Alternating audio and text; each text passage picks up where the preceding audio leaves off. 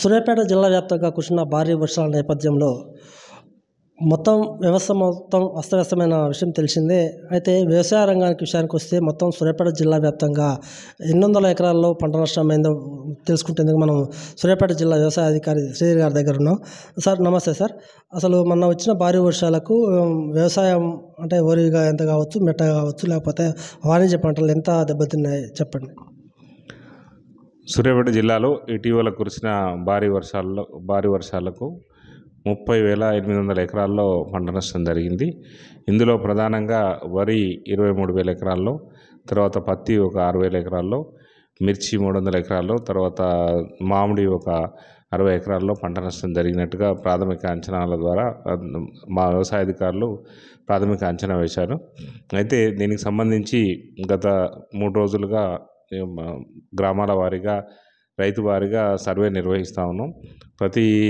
నష్టపోయిన ప్రతి రైతు యొక్క పొలాన్ని సందర్శించి ఎంత విస్తీర్ణంలో పంట నష్టం జరిగిందనే వివరాలను మా వ్యవసాయ అధికారులు సేకరిస్తూ ఉన్నారు. ఈ విధంగా సేకరించిన సమాచారాన్ని రాష్ట్ర ప్రభుత్వానికి ఈ నెల 12వ తారీఖు వరకు మేము రాష్ట్ర ప్రభుత్వానికి నివేదిక పంపిస్తాం. నివేదిక పంపించిన తర్వాత వారికి సంబంధించిన నష్టపరిహారాన్ని వారి యొక్క ఖాతాల్లో జమ చేయడం జరుగుతుంది.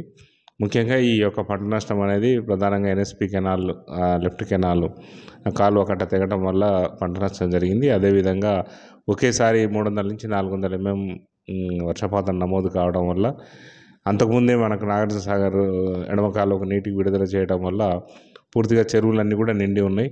అధిక మోతాదులో మనకు వర్షం రావడం వల్ల ఆ చెరువులన్నీ కూడా నీళ్లు ఎక్కువైపోయి చెరువు కట్టలన్నీ కూడా తెగిపోవడం జరిగింది. దీనివల్ల ఎక్కువ విస్తీర్ణంలో పంట నష్టం జరిగింది. అదేవిధంగా పత్తి మరియు ఈ యొక్క మిర్చి పంటలు నీళ్ళల్లో 3-4 రోజుల నుంచి నీళ్ళల్లోనే ఉండటం వల్ల ఆ యొక్క పంట అనేది నష్టం జరిగింది. ముఖ్యంగా ఇప్పుడు ఈ పత్తి, మిర్చి లాంటి మెట్ట పంటలు 1-2 రోజుల కన్నా ఎక్కువ రోజులు నీళ్ళలో నిలబడి ఉంటే వాటి యొక్క వేరు వ్యవస్థ దెబ్బతిని పంట అనేది నష్టం జరిగే అవకాశం ఉంది. కాబట్టి ఈ విధంగా ఈ 3 రకాల పంటల్లో ప్రధానంగా నష్టం జరిగింది. ఈ నష్టానికి సంబంధించిన సమాచారాన్ని అంతా కూడా సేకరించి రాష్ట్ర ప్రభుత్వానికి పంపి ఎవరైతే నష్టపోయిన రైతులు ఉందో వారి యొక్క ఖాతాల్లో దానికి సంబంధించిన నష్టపరిహారం వారి యొక్క ఖాతాల్లో జమ చేయడం జరుగుతుంది. ముఖ్యంగా ఈ సీజన్లో పెసర రైతులకు అందుబాటులోకి వస్తుంది. పెసర కూడా 8,000 ఎకరాల్లో నష్టం వాటిల్లినట్టు చెప్పండి. పెసర అంటే మనకు కోత దశకు వచ్చింది. జనరల్గా ఏంటంటే పెసర ఎప్పుడైతే ఏరే దశలో వర్షం పడ్డట్టయితే ఆ యొక్క పెసర్లు అనేవి చాలా సున్నితంగా అది వెంటనే మొలకెత్తే అవకాశం ఉంది. తర్వాత నాణ్యత కూడా దెబ్బతినే అవకాశం ఉంది. మనకు ఇప్పటివరకు వచ్చిన సమాచారం ప్రకారము 700 ఎకరాల్లో ఈ యొక్క పెసర పంట అనేది నష్టం జరిగింది. దీనికి సంబంధించిన సమాచారాన్ని కూడా సేకరించి వారి యొక్క వివరాలను నమోదు చేసి రాష్ట్ర ప్రభుత్వానికి నివేదిక పంపిస్తారు. అంటే మీకు తెలిసిన వివరాల ప్రకారము ఈ వాణిజ్య పంటలకు కావచ్చు, లేకపోతే వరికి కావచ్చు, ఎకరాకు 10,000 అనేది ఉందా, లేకపోతే తగ్గు ఇచ్చే అవకాశం ఉందా? ఇప్పుడు ఎకరానికి 10,000 రూపాయలు అనేది మనకు గతంలో రాష్ట్ర ప్రభుత్వం మనకు ప్రకటించడం జరిగింది. అదేవిధంగా సెంట్రల్ గవర్నమెంట్ నామ్స్ ప్రకారము నష్టపోయిన వాటి NDRF నామ్స్ ప్రకారం 33% పైన పంట నష్టపోతే వాటికి మనం వారి యొక్క వివరాలు నమోదు చేయడం జరుగుతుంది. ఈ విధంగా 33% పైన దెబ్బతిన్న పంట వివరాలన్నింటినీ కూడా సేకరించి పంపిస్తాం. రాష్ట్ర ప్రభుత్వం దానికి తగ్గట్టుగా నష్టపరిహారం అందించడం జరుగుతుంది. ముఖ్యంగా చెప్పండి, పక్క ఇటు వర్షాలతో రైతులు ఇబ్బంది పడ్డారు. సూర్యాపేట జిల్లా వ్యాప్తంగా కూడా 2 లక్షల పైన రైతులు మాత్రం రుణమాఫీ ఉన్న రైతులు చాలామంది ఉన్నారు. వాళ్ళకి ఇంతవరకు కూడా రుణమాఫీ కాలేదు. దాన్ని మీరు జిల్లాధికారిగా ఏం చెప్తున్నారు రైతులకు? ఇప్పుడు రాష్ట్ర ప్రభుత్వం 3 విడతలుగా, మొదటి విడతలో 1,00,000 వరకు, తర్వాత రెండో విడతలో 1,50,000, మూడో విడతలో 2 లక్షల వరకు ఈ యొక్క రుణమాఫీని రైతుల యొక్క ఖాతాల్లో జమ చేయడం జరిగింది. ముఖ్యంగా దీంట్లో మన కుటుంబాన్ని ఒక యూనిట్గా తీసుకోవడం జరిగింది. రేషన్ కార్డు ఉన్న వాళ్ళ దగ్గరనే మనకు కుటుంబం యొక్క సమాచారం ఉంటుంది.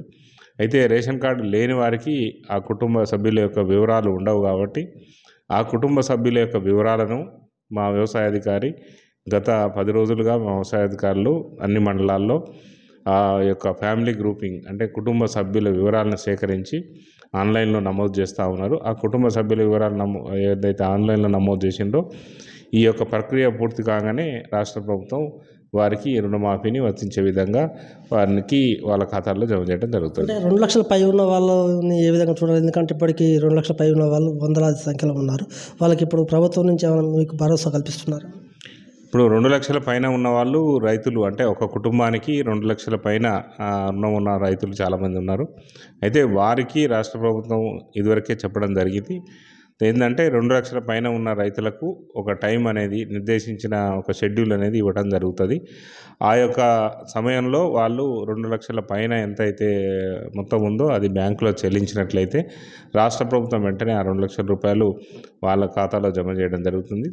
ఆ జమ చేసిన తర్వాత పూర్తిగా ఒక లోన్ని మనం రెన్యువల్ చేసుకొని పూర్తి మొత్తాన్ని వాళ్ళు జమ చేసింది తర్వాత ప్రభుత్వం జమ చేసిన మొత్తాన్ని కూడా మళ్ళీ రైతు తీసుకునే విధంగా సౌకర్యం ఉంది. అయితే ఇప్పుడే మనం ఆ 2 లక్షల పైన ఉన్న మొత్తాన్ని కట్టాల్సిన అవసరం లేదు. రాష్ట్ర ప్రభుత్వం మనకి ఏదైతే టైం ఇస్తుందో ఆ టైంలోనే ఆ పై మొత్తాన్ని మనం చెల్లించాల్సిన అవసరం ఉంది. చివరిగా చెప్పండి, నీట మునిగిన రైతులు ఎవరైతే పొలాలు నీట మునిగాయో వాళ్ళకి ఏం చెప్తున్నారు మీరు? ఇప్పుడు నీట మునిగిన ఏదైతే పొలాలు ఉన్నాయో వాటన్నిటిని కూడా కొన్ని రకాలుగా వాటిని మనం రికవర్ చేసుకోవడానికి అవకాశం ఉంది. వాటిపైన ముఖ్యంగా ఏంటంటే ఈ యొక్క పొలాలు నీట మునిగినప్పుడు ఈ శిలీంధ్రాలు తర్వాత వేరుకుళ్ళు లాంటివి కొన్ని వచ్చే అవకాశం ఉంది. ఈ పత్తిలో కానీ మిర్చిలో కానీ వేరుకుళ్ళు వచ్చినప్పుడు కార్బనిజం అనే మందును 2 గ్రాముల 1 లీటర్ నీటిలో కలిపి వాటి వేరు వ్యవస్థ దగ్గర చుట్టూ తడిచేటట్టు పోసినట్లయితే ఆ యొక్క వేరుకుళ్ళు రాకుండా మనం నివారించుకొని వాటిని కాపాడుకోవచ్చు. అదేవిధంగా సూక్ష్మ పోషకాల లోపం కూడా వచ్చే అవకాశం ఉంటుంది. కాబట్టి ఈ సూక్ష్మ పోషకాలను కూడా పైపాటిగా పిచికారీ చేసుకున్నట్టయితే మనం జరిగే నష్టాన్ని కొంత మేరకు తగ్గించుకునే అవకాశం ఉంది.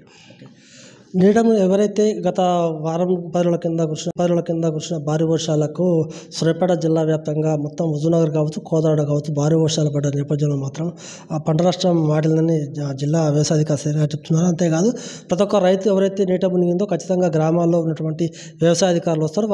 వాళ్ళ దగ్గర ఉండి ఖచ్చితంగా మీరు మీ ఎంత పంట నష్టం పోయిందో వాటి మొత్తం వివరాలు ఖచ్చితంగా తెలపాలి.